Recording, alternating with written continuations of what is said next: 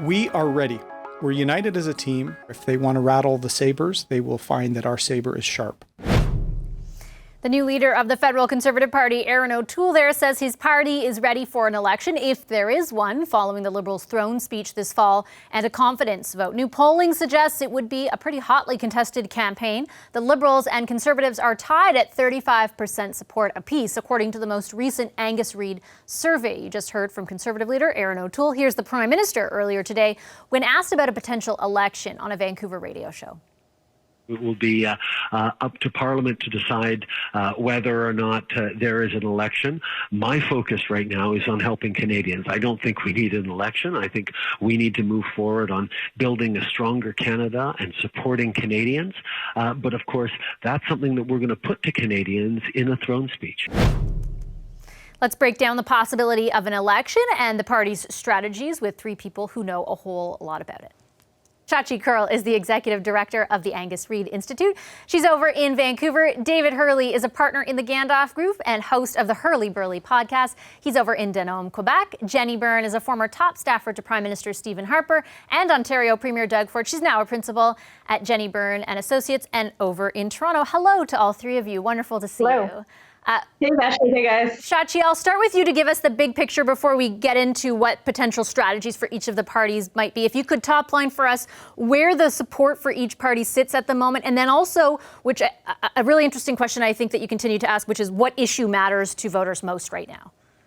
Because what issue matters has so much to do with which way they may ultimately end up leaning. So look, the big takeaway, the big upshot here is that in the days following Erin O'Toole's election as leader of the Conservative Party, you see the party now in a neck and neck situation with the Liberals. We've seen some other polling that shows the Liberals with a slight lead. It's all statistically in range. Basically, both of these parties now essentially at even strength, not just in terms of vote intention, but we also know, for example, that the Conservative Party war chest is rebuilt.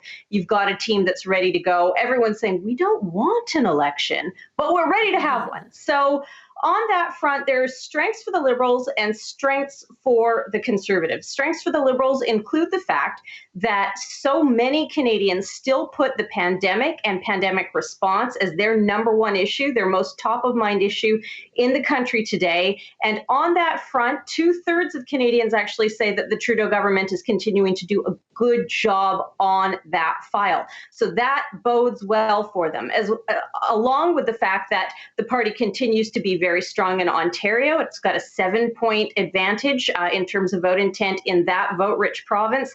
And in the cities, you can't win an election unless you win the cities. The Liberals well ahead in Greater Montreal, the GTA, and Metro Vancouver. So that's what stands well for the Liberals. For the Conservatives, it's the fact that Erin O'Toole has so much room to grow. So when you look at Justin Trudeau's disapproval numbers relative to his approval numbers, his approval is at about 45%. It's stabilized post-we. His disapproval is at 52%. You compare that to Erin O'Toole, there's a significant number of people in this country, particularly among past Liberal voters and past Bloc voters who don't know who the guy is. So he has a chance to define himself, to make the case to those voters. He's got room to grow.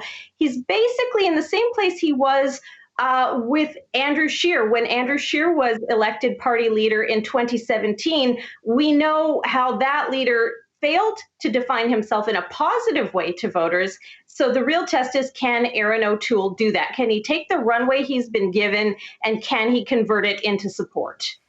So Jenny, for example, you're sitting in the Conservative war room right now, and obviously everyone has their own polling too. But if you're looking at numbers like the ones that Shachi just outlined, what's your big takeaway?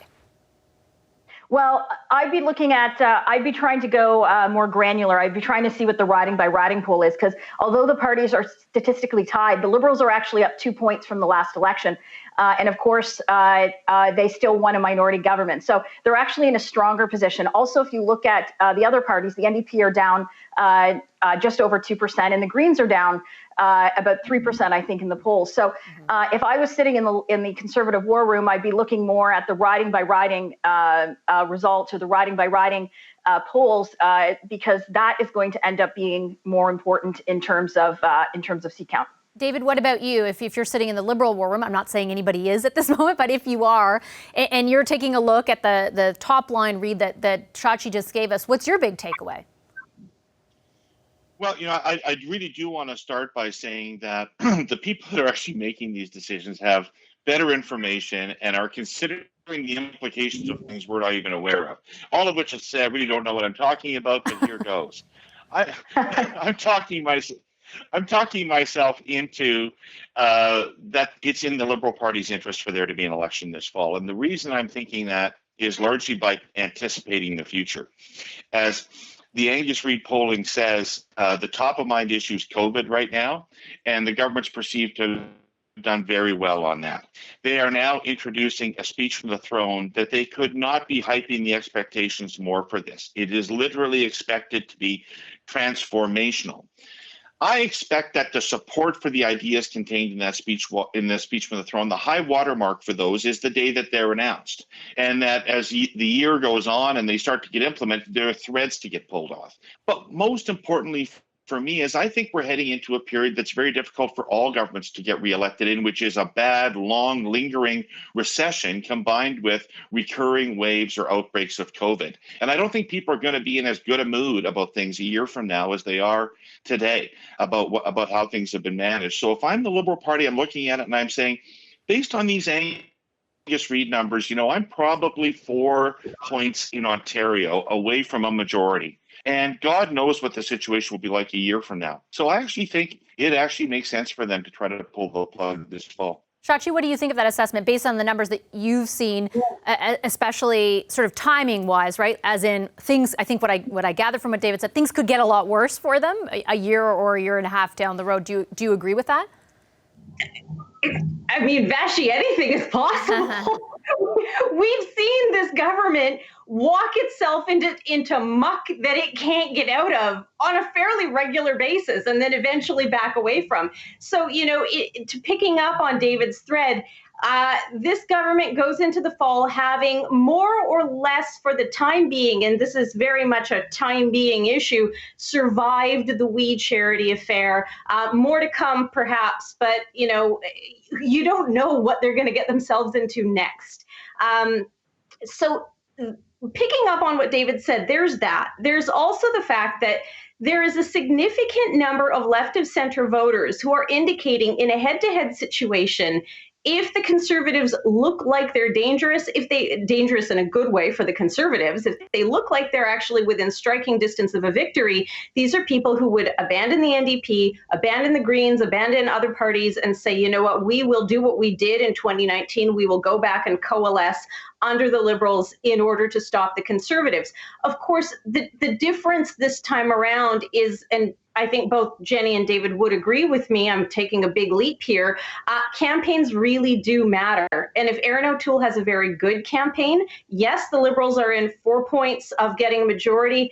Erin O'Toole also having to do some makeup in Ontario, but already looking more appealing, more presentable than Andrew Scheer was looking early on in his days as leader. So, let's see. You can have a situation where, the Liberals can say, look, it's not going to get any better than this. Let's go for it. You also have, as I mentioned, a party and a base with the Conservatives that's primed, funded, and ready to go. So game on. Jenny, if the Liberals are, first I want to know if you agree that the Liberals would look at those numbers and think this would be as good a time as any to go towards election. If that's what they are thinking, conversely, what do you think the Conservatives would be thinking? Listen, I think the Liberals absolutely want to go into an election. I think they're going to use the speech from the throne as a vision statement, essentially a campaign kickoff, because Parliament hasn't been sitting for May. So the argument that we had to prorogue to reset is just not accurate. They prorogued to stop the committees from actually continuing to, we're on to 3 scandals now in terms of billions of dollars of spending promises. So if you're the Liberals, I agree with David, the economic ramifications of COVID and the lockdown are just not top of mind to Canadians. And we saw that in the poll. You have COVID, you have healthcare, you have climate and the environment, and then you have the economy as the 4th issue. And right of center parties generally do not do well when the economy is so far down in what people's priorities or what is top of mind for them. So I think they absolutely want to go. If I'm the Conservatives, I'm getting ready. I'm going to make sure that we're ready. I would be making sure we're ready in case the Liberals do decide to pull the trigger themselves, because they could do that. Governments have the prerogative. The Prime Minister could go to the Governor General and pull the trigger. So I think the Conservatives have to be ready, but I think they have to make sure that they don't fall into a trap in terms of Stockwell Day, and goading the Liberals into the election. Because although the numbers of the poll were good for them, I still think that the Conservatives need to be humble, because there's going to be a lot of work to introduce Canadians to Erin. Yeah, I guess final question to you, David, on that point. What the poll shows is that Canadians are relatively unfamiliar with Erin O'Toole, but certainly I take Shachi's point that he seems to be off on a stronger footing, at least we're very early in, at least now, compared to Andrew Scheer. Do you think the Conservatives, based on what you've seen so far over the past few weeks, pose a greater threat to the Liberals, or what do you think about that? Oh, I don't think there's any doubt that Erin O'Toole is a vastly superior candidate to Andrew Scheer. He's just got some basic communication skills that were absent. He, I think, has got better political judgment. So no, I think he's going to put up a much better fight, and frankly, he's got a better opportunity, because Andrew Scheer was trying to defeat a majority government after 4 years. For as lousy as he was, let's also say that isn't done generally. And so he was trying a very uphill battle.